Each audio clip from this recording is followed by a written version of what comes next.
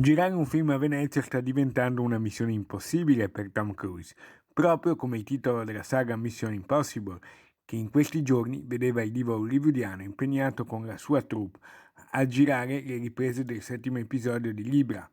Le riprese avrebbero dovuto svolgersi già la primavera scorsa, poi fermate e rinviate in ottobre proprio a causa del lungo lockdown.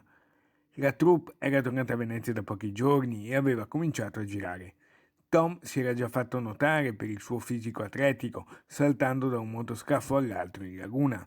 L'attore si è dimostrato poi molto gentile, salutando e sorridendo ai bambini e concedendosi spesso ai selfie richiesti dai fans a caccia di uno scatto memorabile o di un autografo.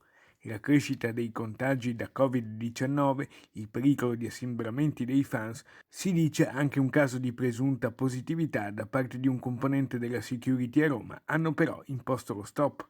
È stato così smantellato come un fulmine a ciel sereno anche il set allestito in campo San Giacomo dell'Orio, sospese le prove delle comparse a Palazzo Franchetti per la grande festa che avrebbe dovuto tenersi a novembre a Palazzo Ducale. Non si sa ancora se ed eventualmente quando le riprese potranno riprendere. Insomma, il pericolo e la paura del coronavirus non guardano in faccia proprio nessuno, nemmeno le star del cinema.